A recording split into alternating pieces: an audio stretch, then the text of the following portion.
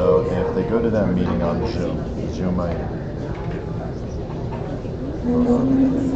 Oh, the Zoom meeting ID.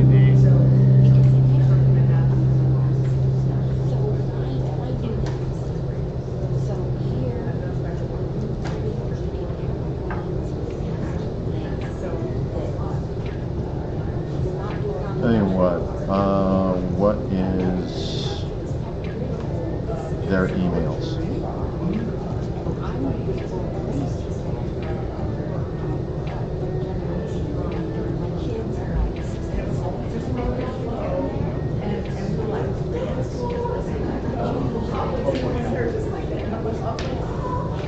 Chad is votechad2020@gmail.com. Chad 2020.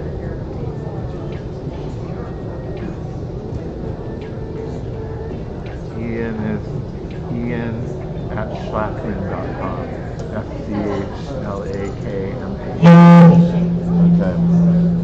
I've sent them invitations. The meeting is in progress.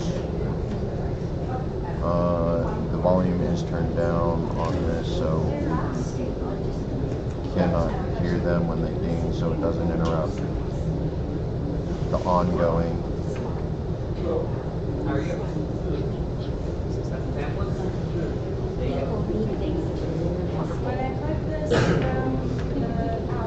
And I am recording this. Hi everybody. So we're still getting prepared for Amanda Ranth and Riley Ann Johnson, who will be accompanying her during the performance. They're getting set up. So for those of you who are joining us at this time, sit back, get comfortable, and get prepared for a really awesome presentation by our guest performers today. I think you'll really enjoy the poetry, new stuff, recently inspired. Just be patient, folks.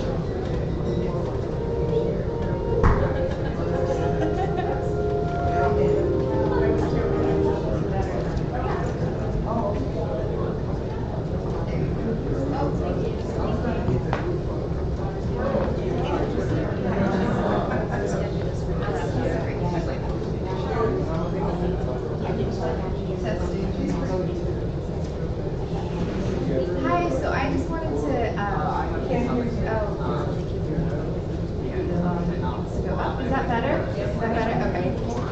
I just wanted to introduce us, or I don't know, just you had something you were going to say, but I thought I would. I think this one actually works. For some reason, that one doesn't want to. Okay. So I was introduced to Amanda at Storytime a couple months ago. What, 2 months ago now? Yeah. And Riley, and honestly, it was an extremely powerful event for me because she does an extremely good job of conveying the raw passion and feeling that she's discovered through her work with Immigrant Justice Idaho and several other programs that assist with the border issue. And anyway, I'm glad she was able to make it today. And I'm going to go ahead and hand this over to her now. Well, thank you so much for having us and hosting us. Riley and I met before that performance that Joseph was talking about to do a collaboration with poetry and music. And at that time we didn't really know each other, and it turns out it was just a really perfect match, and it's been a real honor to work with such a fantastic musician. And I am really excited to share some poems with you today. We're actually going to open up with Riley doing a song. She does all her work as improv, and she has some loop pedals and some vocals she'll add to it too, as you'll see. And then I'll probably, we didn't really talk about this, but you'll probably have a pause between the song and then we'll start our collaborative work. And I think I put together about 7 poems that will all be accompanied with the harp. And I have a different set than the one I did when Joseph saw us. I'm 13 weeks pregnant, so there's some of the poems I feel like I feel like I literally cannot get through right now because I just feel a little extra raw and emotional. But I did bring one of them that I wrote for the writers in residency at Boa Crossing last year. There were a lot of children dying in the border camps, and so I started to write poems for the children, and I brought one, and I'll just leave it up there. I brought about 10 copies, so you can take and read it, but I can't do it right now, so that's just where I'm at. And we're not going to have any break or like talking between the poetry. We'll just run right through the whole set, and if there's a few minutes at the end, we can chat with you about the work and inspiration for the work if you want, but kind of non-traditional. There won't be intros. It'll all sort of flow together, and I think that's everything. Can I have a question?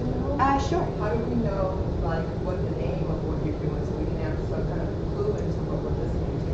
Yeah, so I will say the name of the poem before we launch into it, and there are tonal shifts that I think that you'll be able to pick up on. Thanks. Yeah, you're welcome. Yeah, no, thank you. That's a good point. And I think I'll just...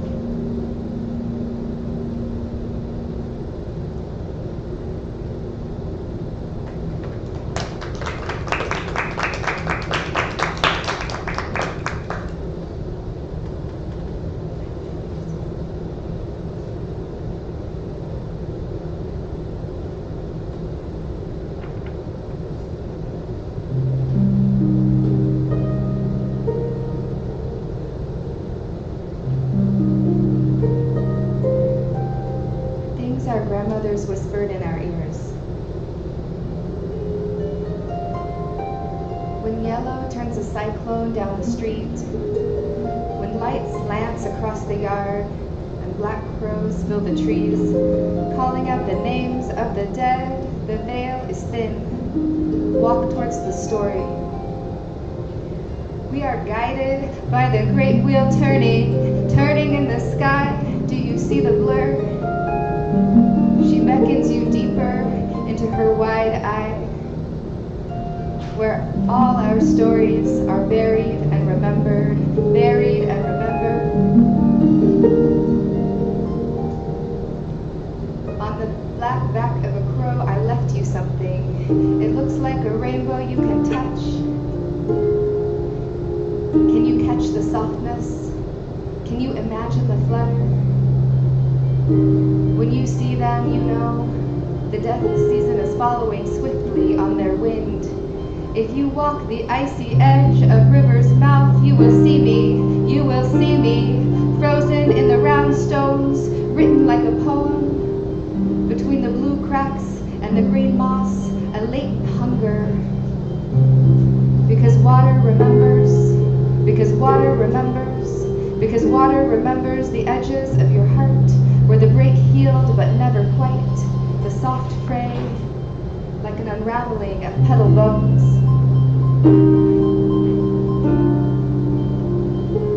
From the hands of clumsy children, we fall, we fall, we fall from time's grip, buried and remembered, buried and remembered, buried and remembered.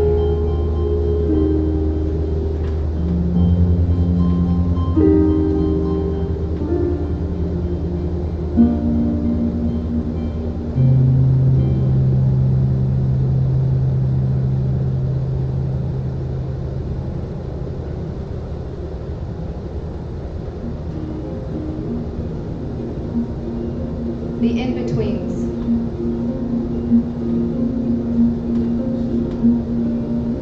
We are the in-betweens. Mixed blood, ambiguous identity, which box to check, which world to claim when there's not just one word. You are in between. No papers get you in, no papers get you out. What matters more, blood loyalty or blood quantity? Ancestor story or assumed identity, my darling, you are in between. Are you shapeshifter, race trader, gender bender, offender? Are you somewhere in the middle? Are you somewhere in the muddle, both and neither? Then you are in between. Do you have chameleon tendency? Are you crossroads, contortionist, or mixed up menagerie? Then you, my friend, are in between. If you are flexible from bending, strong from straddling, thick with mending, if you are comfortable in many skins, if you walk through many worlds but never quite fit in, then you, my friend, are in between.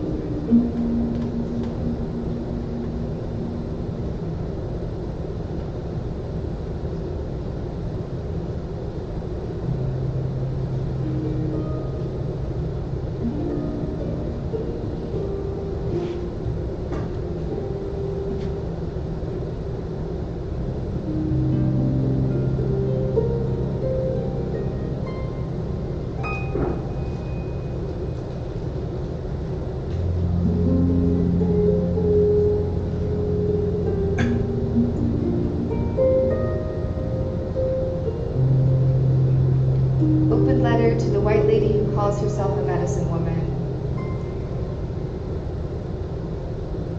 Now you must stop. Because forced cultural assimilation, because boarding schools, because language was whipped out of children, because babies were removed from their mothers, because children were taken outside in the night, lined up and shot, because the trail of tears, because forced sterilization, because ceremony was punishable by death, because language was punishable by death, because lynching, because theft, because lying, because theft, because broken treaties, because lies and lies and lies. Because in a white town, in a white school, white teachers told you, you can be anything, anything you want. skin tone and guessed my bloodline like breed of dog, like jelly beans in a jar, but how much? What are you? Pushed me down in a crowded street, called me names I will not repeat in this poem. What are you? Is a bully? Is a reason to fear for your life? You said, I didn't know the city holds a battleground. That's because you were the one dropping bombs. Let me illuminate some places you never noticed. Here's a city park covering a burial ground. Here's a campus covering a sacred gathering site. Here's a high school mascot, home of the Braves. How did we get here? How did we get here? On the backs of others, on the backs of others, on the banks of a river run with blood. Stop borrowing culture like an accessory, like a Disney princess. Be the white woman who claims her heritage, her tribal roots from Holland, Hoogland, land of many trees. Rename yourself, rename yourself. Go ahead, rename yourself. Rename yourself Rosmerta Freya Mani. These are your goddesses. Claim them. Because when you call yourself a medicine woman and you sing indigenous songs that are not yours, you are stealing. And you are another brick in the institution of theft and theft and lies and lies and lies. Stop making excuses. We need a world of people who can listen. Listen like rain permeates the earth. Listen like flowers twist south towards the sun. Listen like lives depend on it. We are here. We are here waiting for your springtime.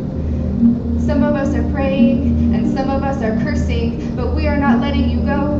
We are not letting you go. We are not letting you go so easy down that blood river of theft and broken treaties and lies and lies and lies.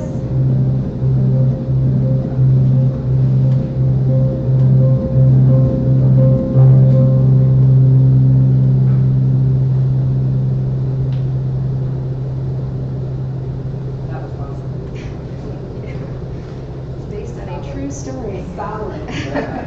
Right here in Boise.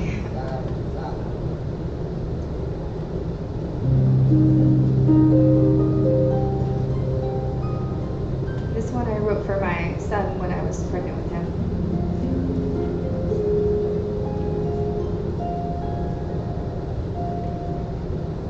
Two names.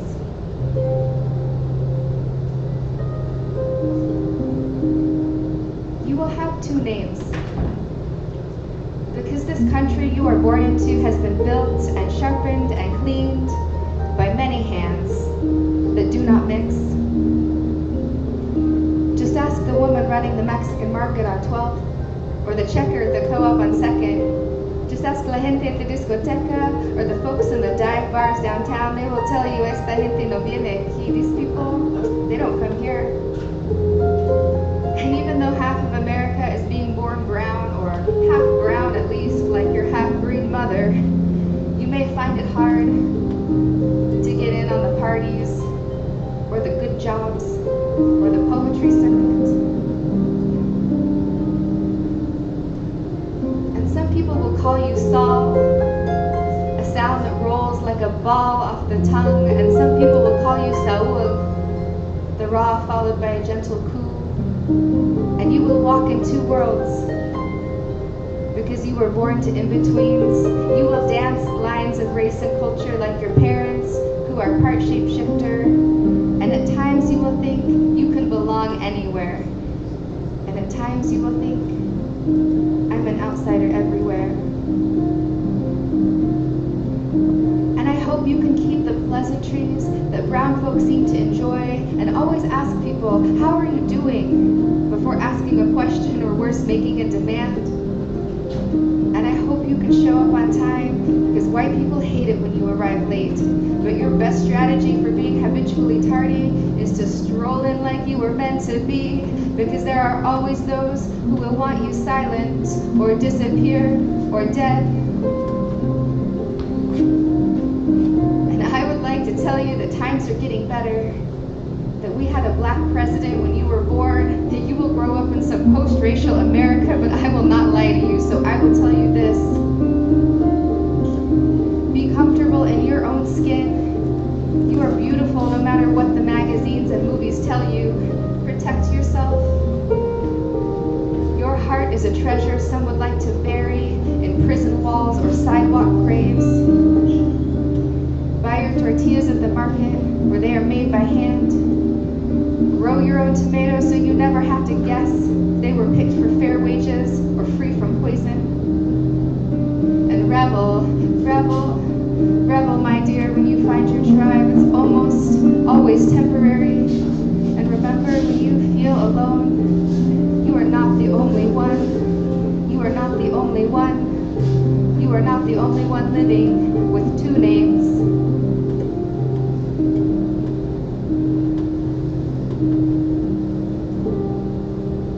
Viva.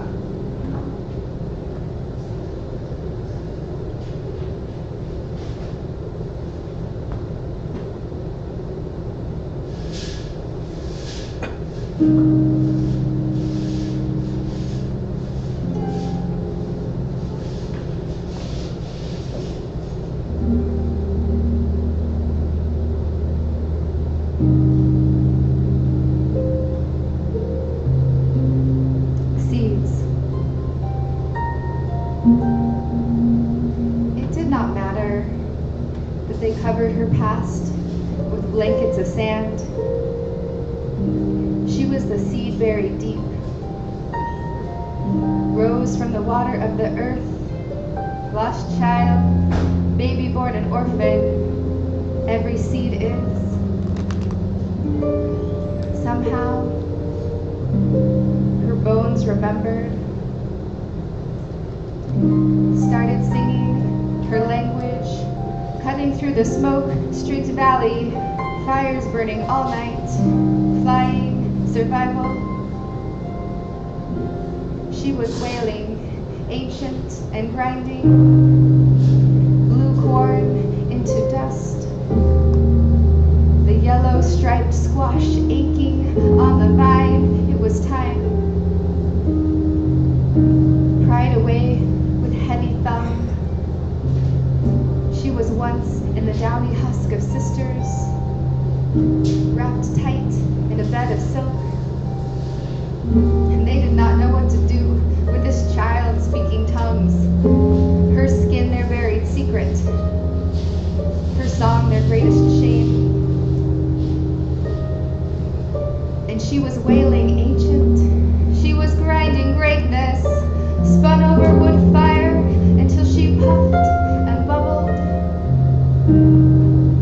She chose naked. She chose exposure. She chose confusion. She chose surrender. Let hard molars polish her. Let saliva dissolve her into pulp. But she is still rising, rising. She is rushing in. She is blue corn grinding.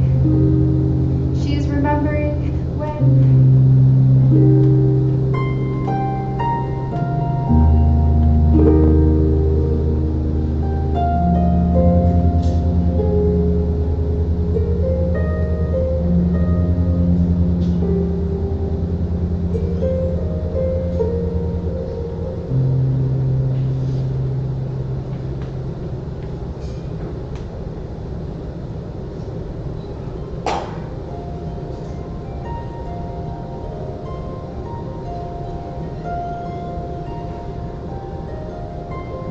Don't flinch. Don't flinch when someone pulls out their pain to show you. Don't wince when your brown client says, I hate brown people. Don't hesitate when the demon expels itself. Trust that you know what you are doing. Trust that it is working. Trust that you do feel that thing. Carry your body like a beloved relic. Claim it as your own autonomous space. Try not to sound like a TED Talk. Try not to sound like the guy selling vegan powder on YouTube. You are the Ace of Swords. What is the kindest way to say that? What is the most honest way to say that? What is the word spell that releases trauma from the body, that weaves spirit and will? Find what is sacred and who is praying there. You are a magical being. who sometimes needs coffee, or to walk away from the noise, or to rant into the electric void. Try to pay the car insurance before it lapses. Try to write the poem before it passes. Try to go to sleep by 10 p.m. Remember to feed that tiny being that lives buried under mud wrinkles of neat skin, the most wild and unregulated mystery.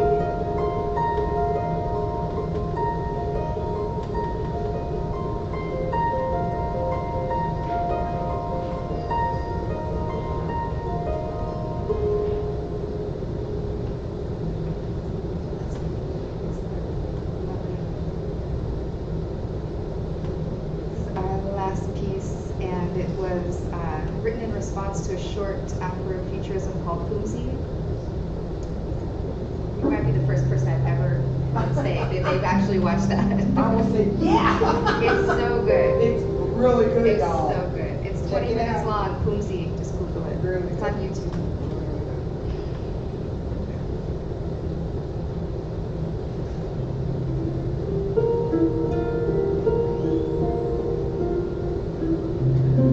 Sacrifice.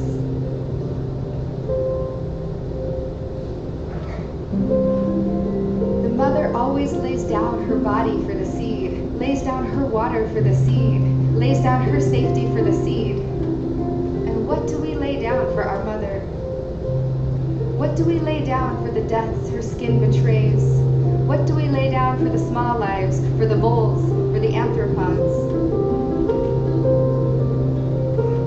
What great mother split her body open, bore down in exquisite pain, so that we can murmur endlessly in electric boxes? Close your eyes, children. Close your eyes. Close your eyes. Are you grateful for the lumbricus? Are you grateful for the cumulus? Are you grateful for the great north wind? Your alveoli, the mirror of gas exchange in the dark cycle. Your prayers, the reflection of the marsh wren at dusk. To whom do you give your good nights? To whom do you give your I love yous? In this world, we collect our sweat and distill it into nourishment. In this world, we lay down our magnificent machines for our mother. We came too late to nourish wonder. We came too late to replant water. We came too late to extract the carbon from the sky.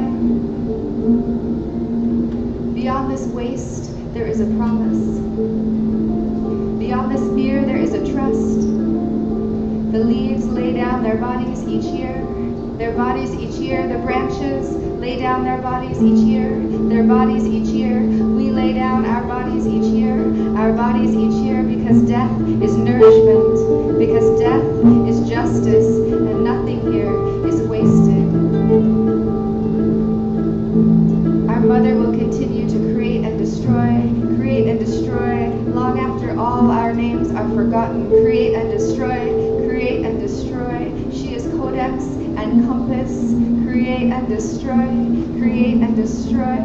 A ledger with 1,000 entries. Create and destroy, create and destroy. A scrying mirror, planes of light.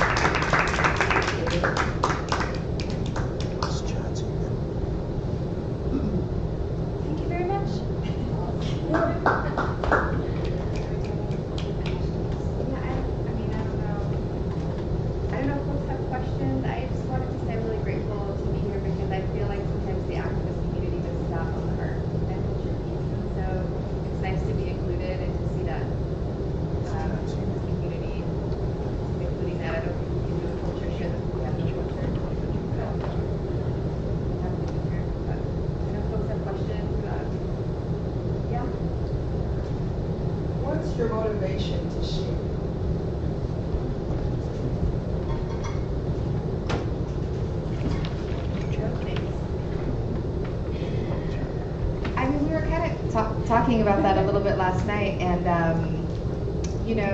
for me, writing is cathartic, and it's about my mental health and processing the world and the world around me, and being who I am in the world. I don't think I could have.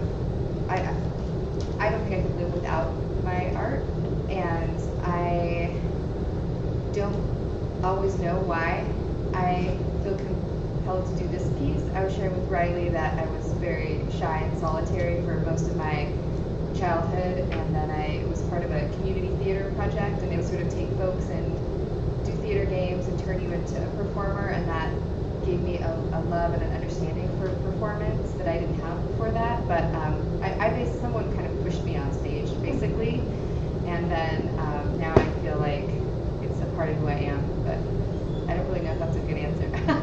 That's an honest answer. There you go. Right. I feel like my answer is very similar.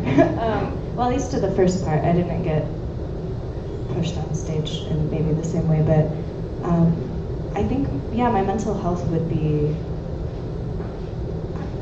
terrible, I think, if I didn't make music or make art. Like, this instrument got me through like one of the most anxious winters I ever had, just like playing it every night and feeling sort of, I process my emotions through music oftentimes. Like if I'm in a really intense space, like sometimes I'll sit at the piano and everything I'm feeling will just come out in music. And so I guess sharing that is a way of being like vulnerable with the world around me. And I don't know why it feels so important. It just feels so important. It's like this thing that if I neglect it, it gets like really, really grumpy. It's like this little grumpy person inside of me that starts like throwing a fit if I'm not playing music or like creating art or sharing it. So I don't want to speak for you, but also I feel like Riley has shared with me that all of her work is improv, so she doesn't write those songs ahead of time. It's all created on the spot. And so I feel like also for you to have the outlet of performance is like how you write music. So that's a little different than how some musicians. I do have some written songs. Not all. This isn't all, but like Right. sometimes you can see me play, and there's strings players, there's sheet music and stuff. So that's really cool.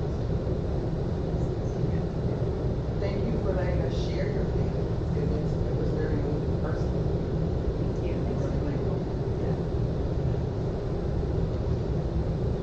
Is there anything else? Okay, Joseph, we're going to hand you back the microphone. Excellent. Thank you. Thank you.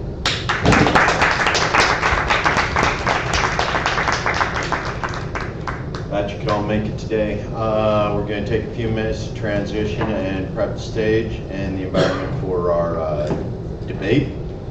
And hopefully we'll be able to make the transformation here within the next 10-15 minutes. So be patient with us, folks.